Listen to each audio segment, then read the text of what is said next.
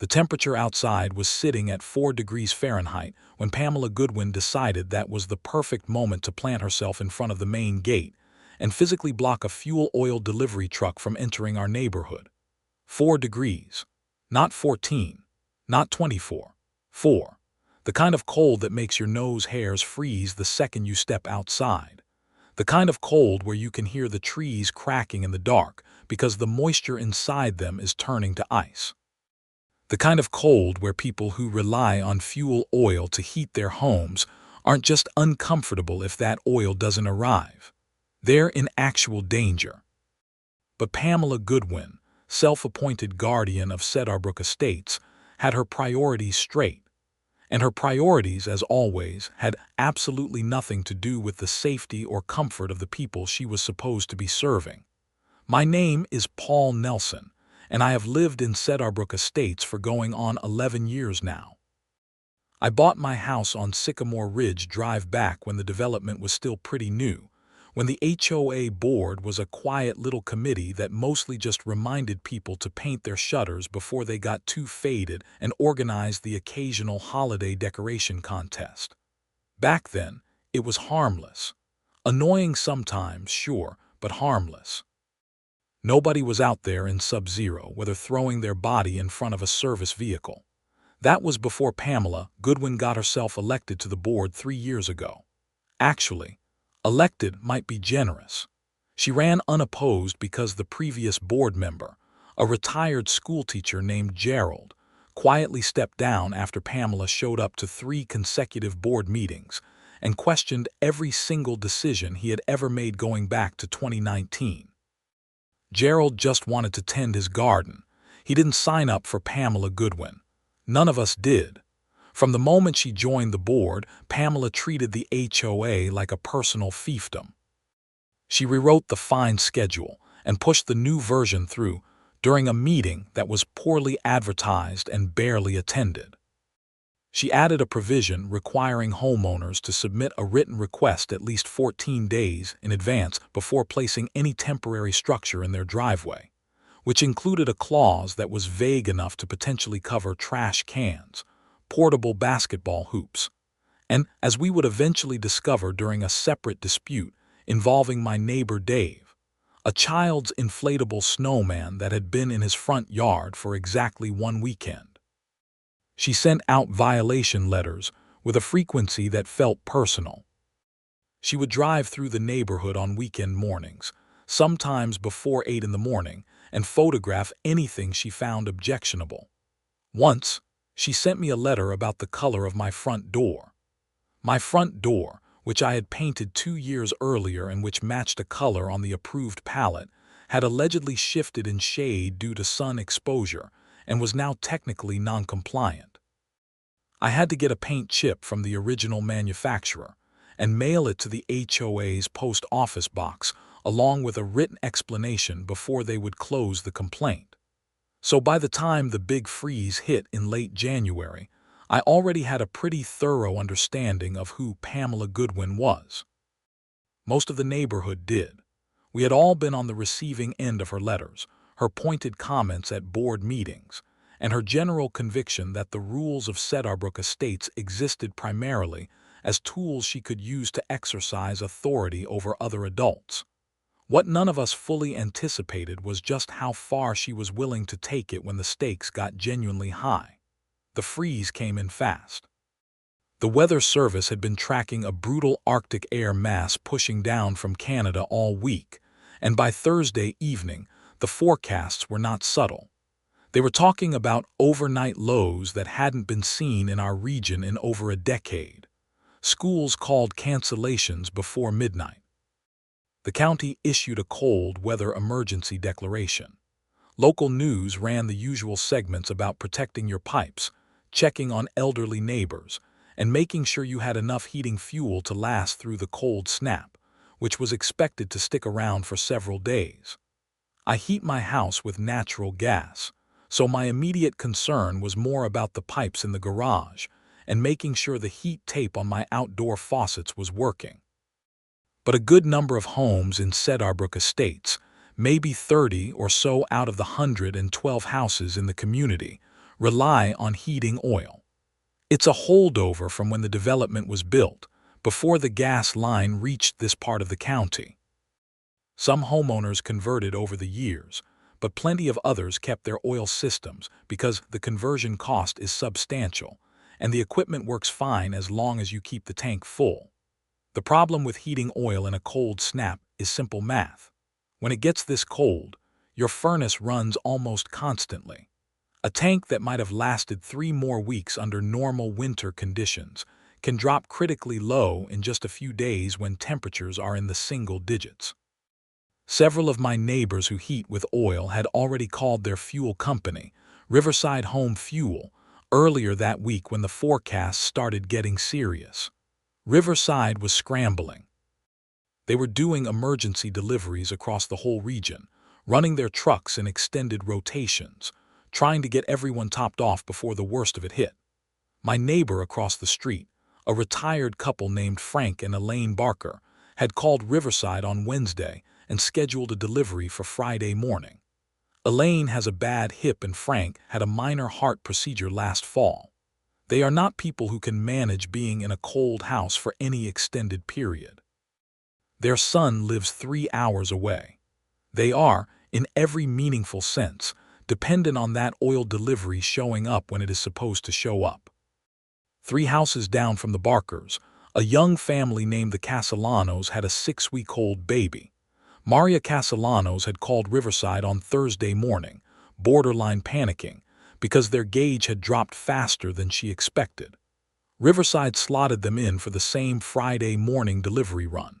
There were others too. At least 6 or 7 houses on my street and the ones nearby had deliveries scheduled for that Friday. Here is what you need to understand about Cedarbrook Estates to appreciate what happened next. The community has 2 vehicle access points. There is the main gate on Cedarbrook Boulevard, which is the primary entrance and exit for almost all residents.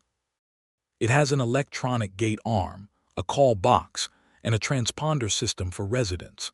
And then there is the secondary access on the east side of the development, which connects to a much smaller residential street called Millbrook Lane. The secondary gate is also electronic, but the road leading to it from outside the community is narrow, has a sharp curve, and was not designed with large service vehicles in mind. The fuel oil trucks that Riverside operates are full-size tanker trucks. Getting one of those through the Millbrook Lane entrance would require either very careful maneuvering in a best-case scenario, or, in winter conditions with ice on the road and a loaded truck, something closer to a miracle. Riverside used the main gate. Everyone used the main gate. It had always been the standard entry point for service vehicles of any size. Riverside had an access code for it, as did every other regular service company that served the neighborhood. This was not a new arrangement. It had been in place for years, which brings us to Thursday evening, around 8 o'clock. I was in my kitchen making soup when my phone buzzed. It was a group text from our neighborhood chat, which had been pretty active that week with people sharing weather updates and tips. The message was from Tom Gaines, who lives near the main gate and is generally one of the more observant people in the community. It said, and I'm paraphrasing only slightly, "Did anybody else just see Pamela's car parked at the gatehouse? She was in there with her laptop for about an hour and now she's gone. Gate's still working but just seemed weird." A few people responded with question marks and shrugging emojis. I didn't think too much about it at the time. I figured maybe she was dealing with some kind of administrative gate issue or something mundane like that. I should have thought more about it. Friday morning came in at 8 degrees. I was up early because I wanted to make sure my own pipes were okay, and I stood at the kitchen window with my coffee watching the sky go from black to that pale gray-white that winter mornings get when there's been overnight snow. About an inch had fallen, just enough to coat everything and make the road slick. The trees along my property line were frosted and still. It was genuinely beautiful in the way that dangerously cold weather sometimes is. My phone started going off at about 8:15. The first message was from Frank Barker, who is 71 years old and not typically a person who texts before noon. It said, "Paul, The oil truck is at the gate and they can't get in. The code they have isn't working. I sat my coffee down. More messages were coming in. Maria Castellanos was on the chat saying the same thing. The Riverside driver, according to Frank, had called the Riverside dispatch, who was trying to reach someone at the HOA to get the access issue resolved. Meanwhile, the truck was sitting out on Cedarbrook Boulevard in single-digit weather with a line of morning commuters building up behind it, because the road is not wide enough to easily pass a stationary tanker truck. I grabbed my coat, my boots, and my phone and headed out the door. By the time I got to the main gate, which is only about a 3-minute walk from my house, the situation had escalated in a way that I hadn't fully expected, even given everything I knew about Pamela Goodwin. The Riverside truck was there, a big blue tanker with the company logo on the side, parked on Cedarbrook Boulevard with its hazard lights blinking orange in the gray morning air. The driver, a heavy-set guy in his 50s named Roy, was standing outside the gate arm in a heavy jacket and insulated overalls, his breath coming out in thick clouds. He looked cold and annoyed in the particular way that people look when they've been dealing with an unnecessary problem for too long. And there was Pamela Goodwin. She was standing just inside the gate, on the community side, wearing a long puffy coat and a knit hat with a pompon on top. She had her arms crossed and her chin lifted at that particular angle she uses when she's in what I privately think of as official HOA mode. She had a printed sheet of paper in one hand. I came up alongside Roy and asked him what was going on. He looked at me with the expression of a man who has seen too much of the world to be genuinely surprised by anything, but who retains, somewhere deep down, the capacity to be exasperated. He said, "Lady inside says our access code has been changed and we're not authorized to enter. We've been making deliveries here for years. I got 6 stops in this neighborhood this morning, and she's telling me I can't come in." I looked at Pamela through the gate. She looked back at me with the serene confidence of someone who believes they are entirely in the right. I said, "Pamela, what is happening here?" She held up the printed sheet like she was presenting evidence at a tribunal. The board voted this week to update the vendor access policy for Cedarbrook Estates. All commercial delivery vehicles are now required to submit a service request form to the HOA management office at least 72 hours before entry. This company, she gestured at the Riverside truck with the particular disdain people usually reserve for things that have personally wronged them, has not submitted that form. Therefore, I cannot allow them access.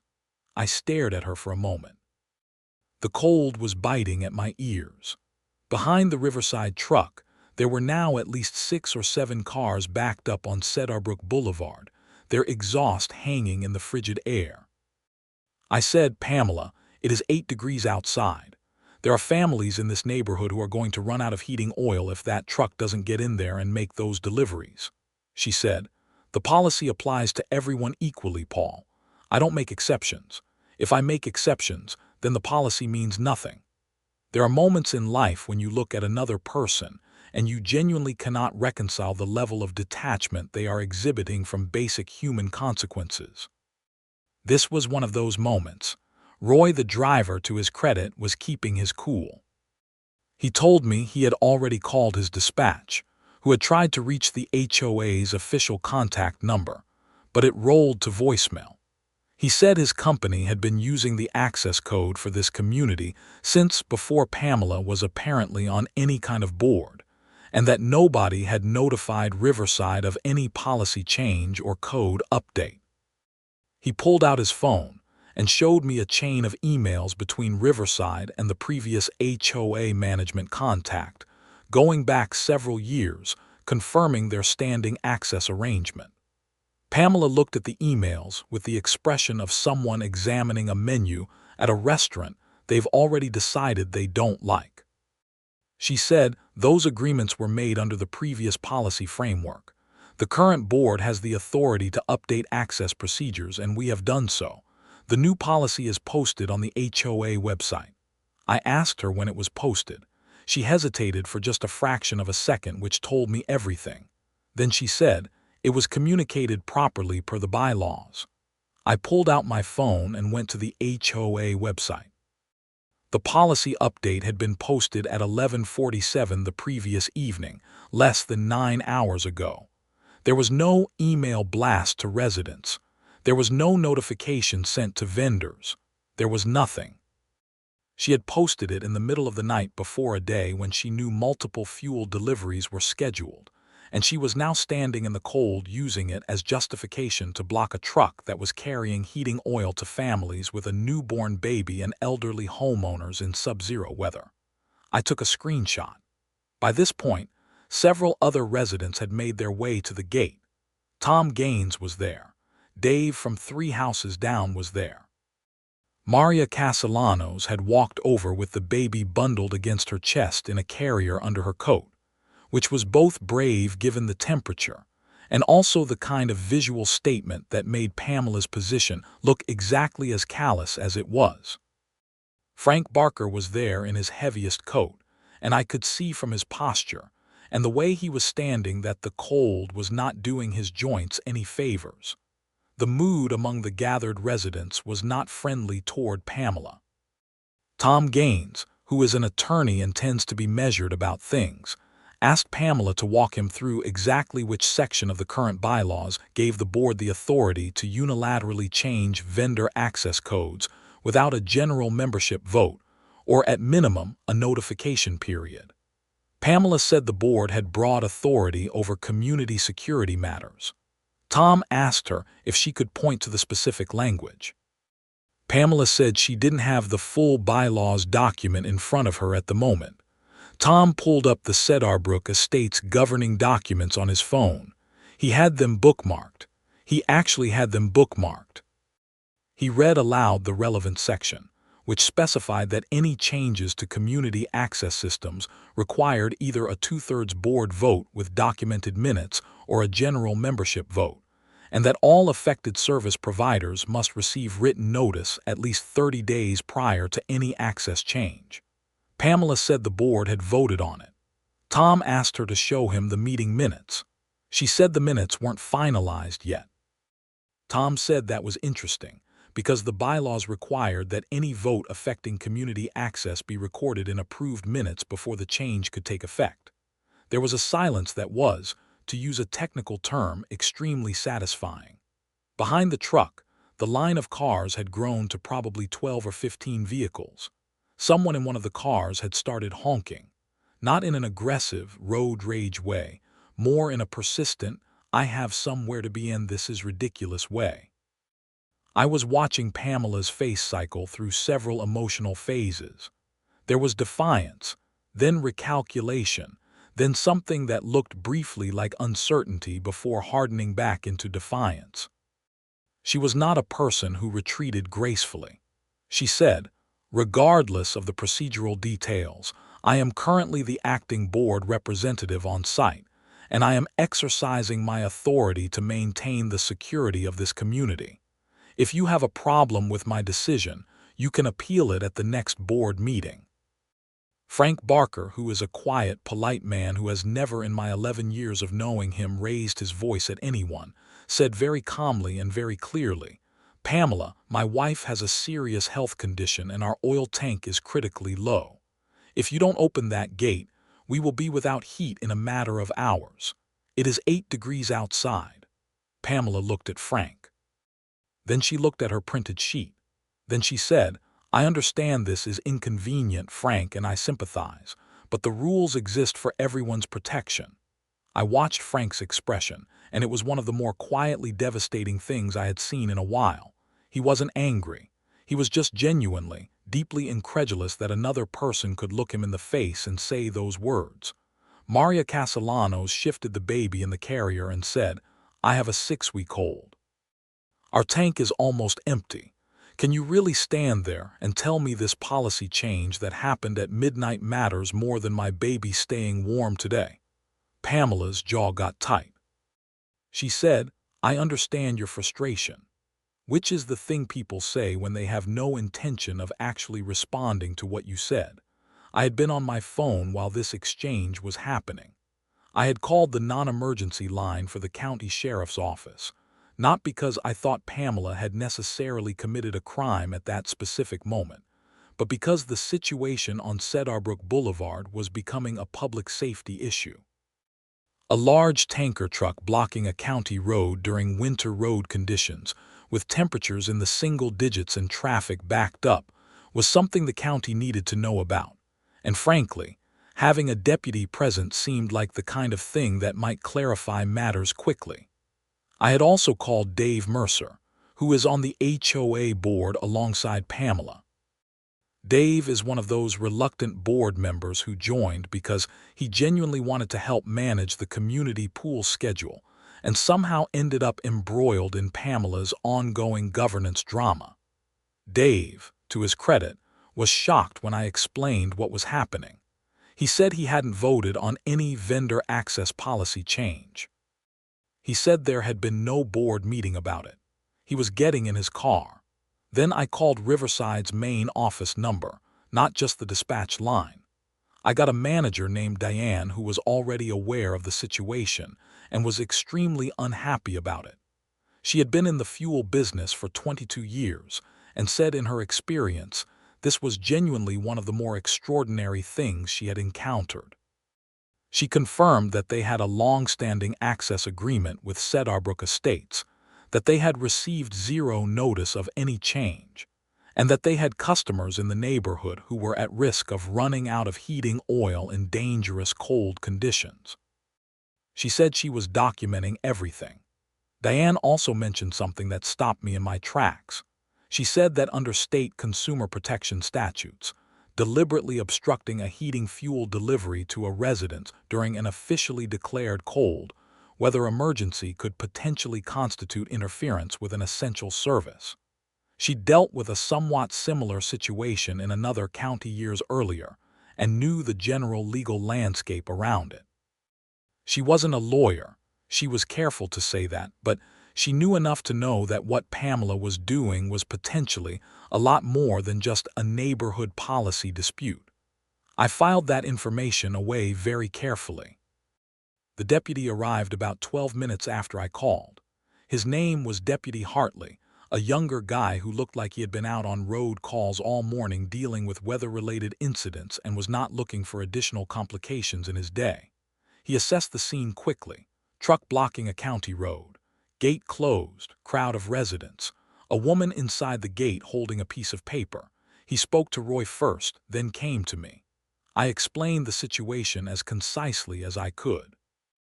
Heating oil deliveries to multiple residences. HOA member blocking access. Disputed policy change with no proper notice. Elderly residents, a newborn, dangerous temperatures. Deputy Hartley walked to the gate and spoke to Pamela. Pamela explained her position to him with the same composure she'd been maintaining all morning, clearly believing that the arrival of law enforcement validated her authority rather than presenting any kind of challenge to it. Deputy Hartley listened. Then he said, "Ma'am, I understand there's a policy dispute here, and that's ultimately a civil matter. But right now, I have a large commercial vehicle blocking a county road, winter road conditions, and I'm being told there are households in this community that need this delivery for essential heating. Can you open the gate so the truck can come through?" Pamela said, "I don't believe I'm required to, Deputy. This is private community property, and I am acting within my authority as an HOA board member." Deputy Hartley's expression didn't change much, but there was a particular flatness to it that suggested he was revising certain assumptions about how quickly this would resolve. He stepped away and made a call on his radio. Dave Mercer arrived. He came jogging from the direction of his house, which was close to the gate, still pulling on his coat. He looked at the truck, at the crowd, at Pamela, and at the deputy and said, "Pamela, what is going on?" Pamela started to explain the vendor access policy to Dave. Dave interrupted her. He said, "I never voted on any vendor access policy. There was no meeting." Pamela said she had conducted an email vote of the board. Dave said he had not received any such email. I asked Pamela if she could show Dave the email she allegedly sent him. There was a pause. Dave pulled out his phone and went through his inbox, including his spam folder, with the thoroughness of a man motivated by genuine need to understand what was happening. He found nothing. No email from Pamela about a vendor access vote. Not in his inbox, not in spam, not anywhere. Tom Gaines said very quietly, so there was no vote. Pamela said, there are provisions for emergency decisions by a single board officer in situations requiring immediate security response. Tom said, can you point me to that provision? The governing documents didn't have that provision. It didn't exist. Tom knew it. Pamela knew that Tom knew it. The whole gathered crowd was beginning to understand that what had happened here was not a misapplied policy. It was a fabricated one. Deputy Hartley had come back from his radio call. He said he'd spoken to his supervisor, and that given the declared cold weather emergency, the obstruction of heating fuel delivery, and the potential safety implications for vulnerable residents, they were treating this as a public safety matter. He told Pamela directly that she needed to open the gate immediately, or he would be contacting the County Emergency Management Office and potentially the State Utility Commission, and that things would escalate significantly from there. Pamela looked at him with an expression that was trying very hard to be composed and not entirely succeeding. She said, I want it on record that I am opening this gate under protest and that this does not constitute a waiver of any HOA policy. Deputy Hartley said, noted. Pamela walked to the gate control panel and entered the code. The gate arm rose. Roy was back in his cab before the arm was even fully up. He pulled the Riverside truck through the entrance and started his delivery run. The backed-up traffic on Cedarbrook Boulevard began moving. Deputy Hartley made a note in his incident report and told me he'd be in contact if anything further developed. He also suggested that any residents who believed they'd been affected should document everything and consult with an attorney. Tom Gaines was already several moves ahead on that front. The thing about Pamela Goodwin was that she had always benefited from a certain institutional inertia. The HOA structure gave her enough procedural cover that most of her overreach, while infuriating, was hard to directly challenge. She sent a letter. You had to respond in writing. She imposed a fine. You had to appeal through the HOA's own appeals process, which she largely controlled. She called a meeting with poor notice. You missed it, and decisions got made. The system was set up in a way that rewarded persistence and punished anyone who didn't have the time or energy to fight back on her terms. But she had made a few critical mistakes that Friday morning. The first was doing it in front of witnesses. Lots of them.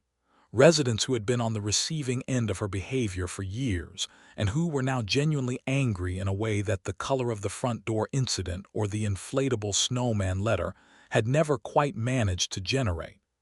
When it was abstract bureaucratic hassle, people grumbled and moved on. When it was a retired couple potentially losing heat in 8-degree weather and a mother with a newborn standing outside in the cold pleading for her oil delivery, it became something else. It became a community. The second mistake was the paper trail, or rather, the lack of one. She had claimed a board vote that hadn't happened. She had claimed an email that had never been sent. She had posted a policy in the middle of the night and tried to use it as cover for something that was either wildly incompetent or deliberately obstructive. Either way, there was no documentation supporting her actions and substantial documentation contradicting them. The third mistake was the one I found most interesting, which was doing it during an officially declared cold weather emergency. Over the next couple of days, as temperatures stayed brutal and the Riverside truck completed its delivery rounds through our neighborhood, and then came back on Saturday to do a few more that had been delayed, Tom Gaines and I sat down at his kitchen table with hot coffee and the full Cedarbrook Estate's governing documents and went through everything carefully. Tom had also done some research on the state statutes Diane from Riverside had mentioned, and what he found was genuinely significant. The state had specific provisions protecting the delivery of essential household fuels during emergency conditions. Interfering with such deliveries in ways that created risk to residents, particularly elderly or otherwise vulnerable residents, during a declared emergency carried civil liability exposure, and in some circumstances could rise to criminal interference with an essential service, which was a misdemeanor under state law but a misdemeanor with real teeth, including fines and potential community service.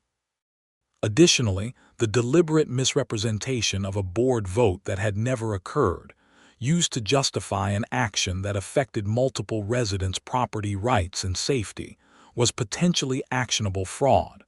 Tom said this carefully and clearly. He wasn't trying to dramatize it. He was a real estate and property attorney by trade, not a criminal lawyer, but he knew enough to say with confidence that what Pamela had done on Friday morning was not just a policy disagreement. It was potentially illegal. We weren't the only ones reaching that conclusion. Diane from Riverside had been busy. She had filed a formal complaint with the State Utility Regulatory Office detailing the obstruction of their delivery vehicle during the emergency. She had also consulted with Riverside's own legal team, who had sent a letter to the Cedarbrook Estates HOA by Saturday afternoon. The letter was polite, professional, and very specific about what had occurred and what Riverside expected in terms of acknowledgement and remediation.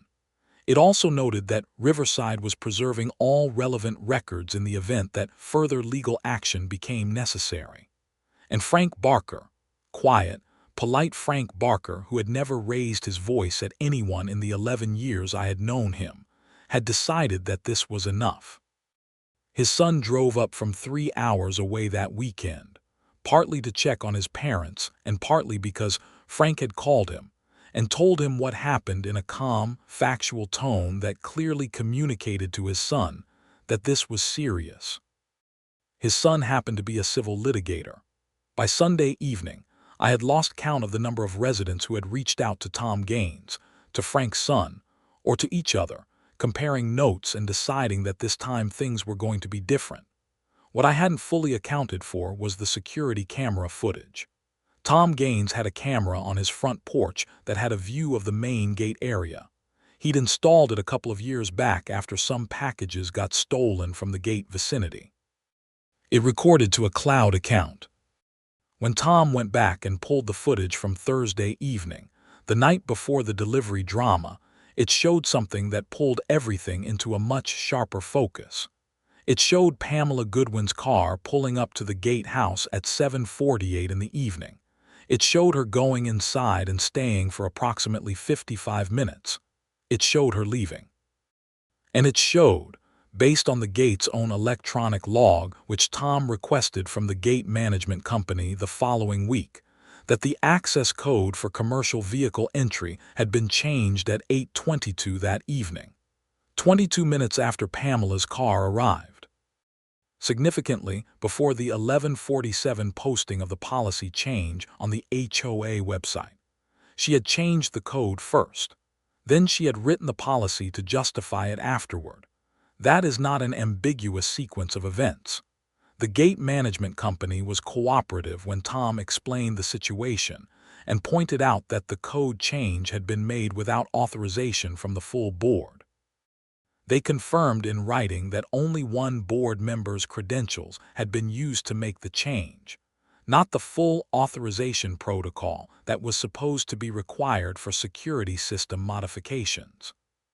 Tom took all of this to an attorney colleague of his who handled HOA disputes and civil fraud cases. That attorney looked at the package of evidence and said they had a solid case. Meanwhile, the broader HOA governance situation was unraveling. Dave Mercer, genuinely upset by what had happened and increasingly aware of how his own name had been attached to a board that was being publicly associated with potentially illegal activity, called an emergency general membership meeting for the following Wednesday. Under the bylaws, any 2 board members could call such a meeting, and Dave got the 3rd board member, a quiet woman named Sylvia who mostly just approved things and clearly had no idea what Pamela had been doing in her name, to co-sign the call. The meeting was at the community center, which was a small building near the main clubhouse that typically hosted holiday parties and the annual community yard sale. It held about 60 people comfortably and was standing room only. People were standing in the hallway. People who had never attended a board meeting in their lives were there.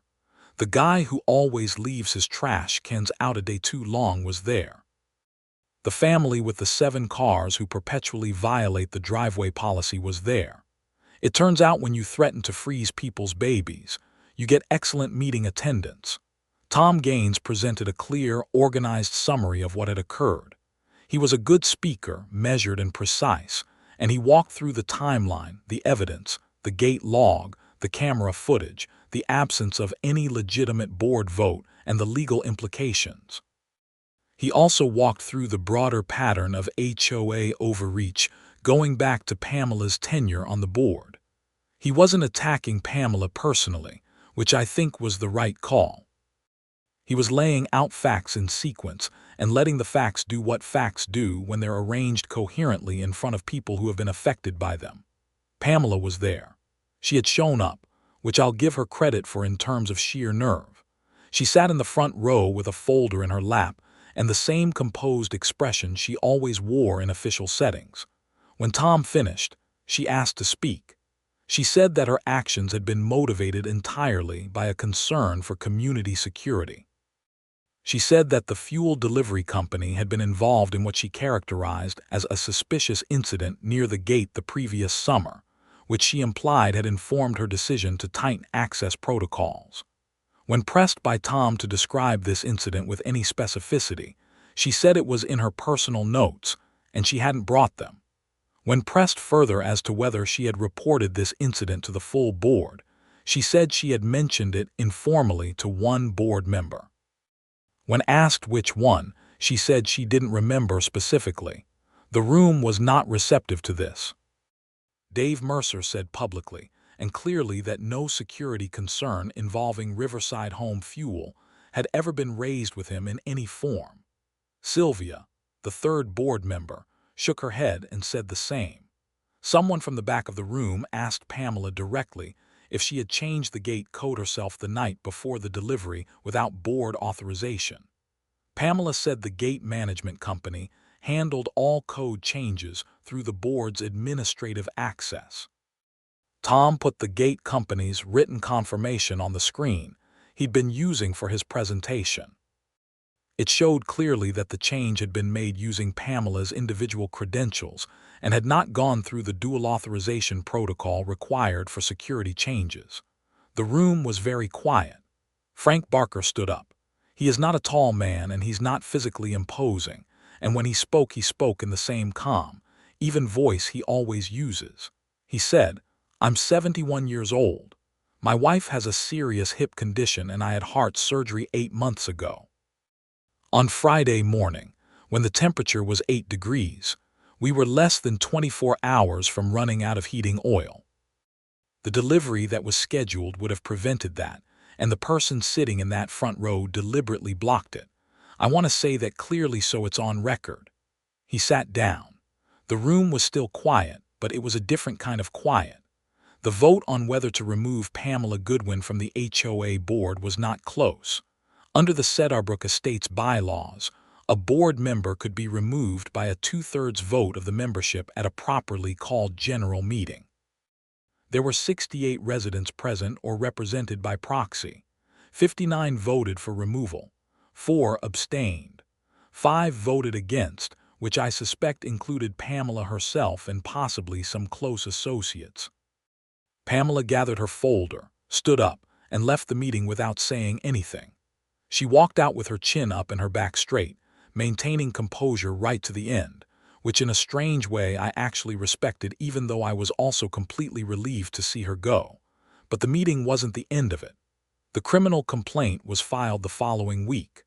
Tom's attorney colleague and Frank's son worked together on it, coordinating with Riverside's legal team and the documentation they'd assembled.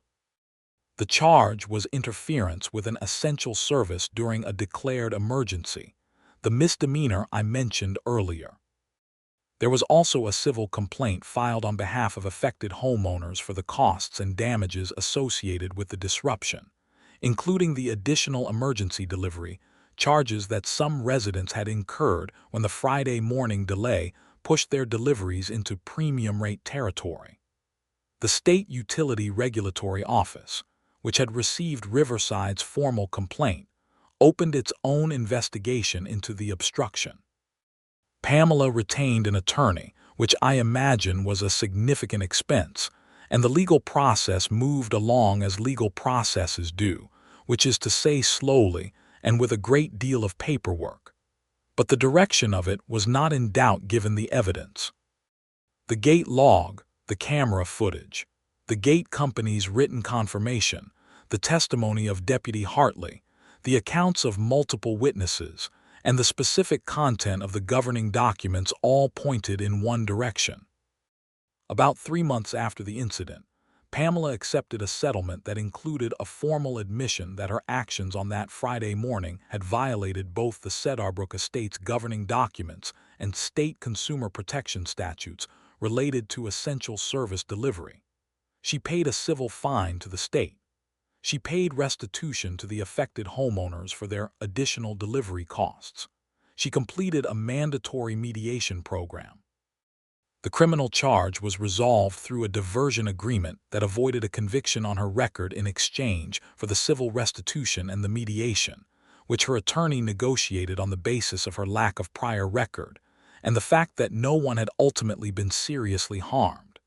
It wasn't the most dramatic legal outcome in the world, but I think it was a real one, real enough to matter. What changed more tangibly and more immediately was the HOA itself.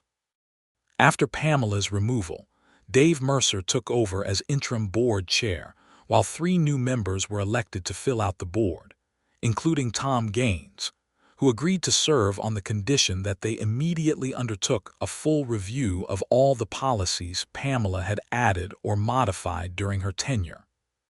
That review took about 2 months and resulted in the rollback or significant modification of 11 separate policy changes she had made, including the absurd 14-day advance notice requirement for temporary driveway structures and the subjective paint color enforcement protocol she had used to send me that letter about my front door. The vendor access procedures were formally updated to reflect the long-standing arrangement with Riverside and other regular service companies, which had been the actual policy before Pamela unilaterally decided to change it without authorization. The gate management company was briefed on the new authorization requirements, and the system was updated to require multi-factor board approval for any security changes. Frank and Elaine Barker had their oil tank topped off by Riverside on the day after the incident, once the truck completed its delayed rounds. Elaine told me later that Roy the driver had come back and done their delivery personally, and that he chatted with Frank for a few minutes and made sure they were okay, which she said was very kind. The Castellanos baby, for the record, was absolutely fine. Maria sent a photo of the baby in a little knit onesie to the neighborhood chat with the caption, "Warm and fed, thanks to everyone who showed up Friday," which got more responses than anything that chat had ever seen. Tom Gaines, in the weeks after everything settled down, told me something that I've thought about a lot since then. He said that the frustrating thing about HOA overreach isn't that it's usually done by genuinely malicious people. It's that it's usually done by people who have convinced themselves that authority and rules are the same thing as doing good. Pamela, in her own mind, was probably maintaining community standards and protecting property values, or whatever she told herself justified everything she did. The problem was that she had gradually stopped treating residents as people and started treating them as variables in a compliance spreadsheet, and when you do that long enough, you eventually end up standing in 8th degree, whether blocking a fuel delivery truck from getting to an elderly couple who needs heat. I thought about that for a while. I think he was right. The winter wasn't over after any of this. We had 2 more significant cold snaps in February, and Riverside came through the main gate both times without incident, using their standing access code as they always had. Roy honked when he went past my house the second time, and I waved from my front porch. It was a small thing, but it was satisfying. The neighborhood felt different after the meeting and everything that followed. Not dramatically different. People still left their trash cans out too long. The parking disputes didn't disappear. The perennial argument about whether the community pool should open on Memorial Day weekend or the first Saturday in June remained unresolved and probably always will. But there was something that had shifted in how people engaged with each other and with the governance of the community. People came to meetings now, or at least a lot more of them did. The board under Tom started posting meeting agendas 5 days in advance and recording minutes that were available online within a week.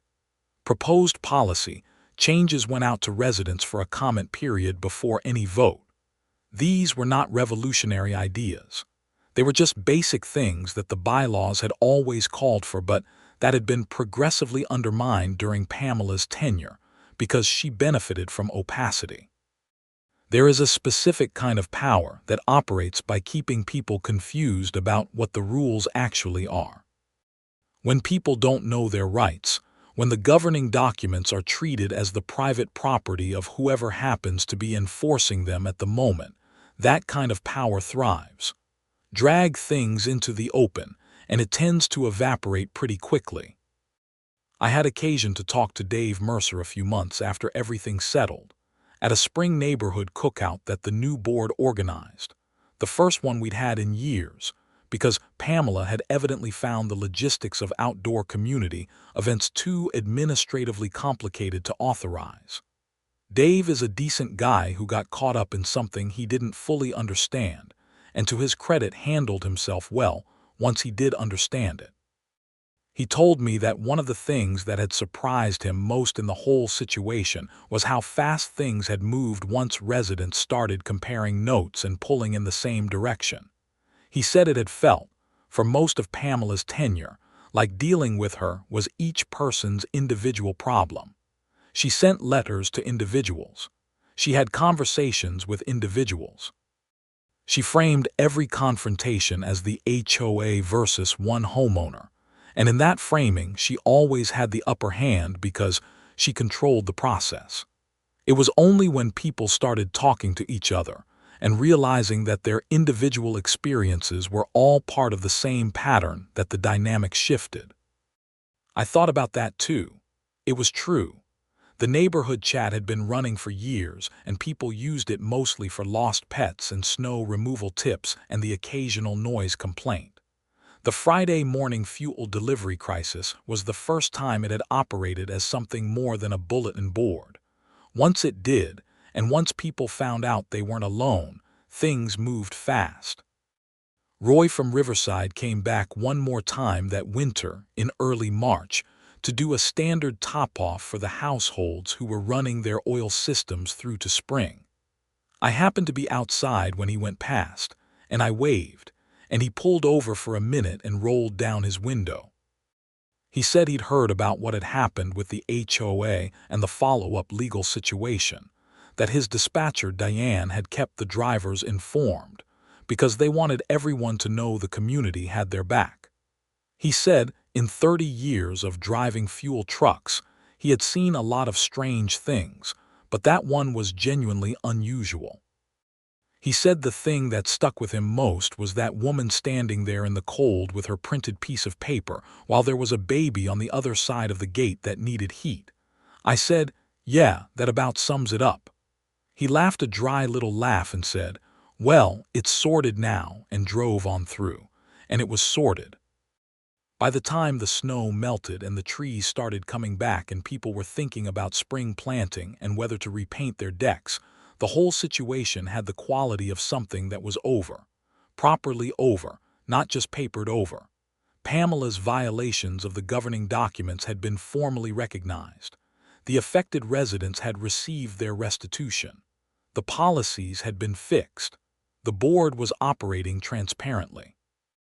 And the community had the experience of having pulled together in a genuinely difficult moment and having it work. There is something clarifying about a crisis.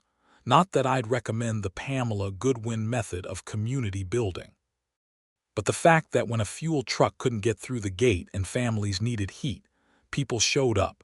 Residents and a truck driver and a deputy and a board member who decided he had more loyalty to his neighbors than to a policy that had been fabricated the night before. That mattered. It was still mattering months later in ways you couldn't easily quantify. My front door is still the same color it was when Pamela sent me that letter. Turns out the color was fine all along. The Barker's oil tank is full heading into next winter. Frank told me so himself at the cookout, with the particular satisfaction of a man who has come through something and is still standing and knows it. The Castellano's baby is about 8 months old now, round-faced and apparently very opinionated about solid foods according to Maria's posts in the neighborhood chat. Fully warm throughout her first winter on Earth, as babies deserve to be. The main gate opens when the Riverside truck arrives, as it should, as it always should have. And Cedarbrook Estates is, for the first time in 3 years, a place where the HOA actually works the way it was supposed to. Which is to say that it mostly operates in the background, keeping the common areas tidy and the parking policy loosely enforced, and the pool schedule debated endlessly without resolution, and it leaves people alone to live their lives in their houses with their doors painted whatever color they want. That is genuinely all anyone ever wanted. It took 8 degrees Fahrenheit and a fuel truck and a woman with a printed piece of paper to make that simple thing true, but here we are. Here we are.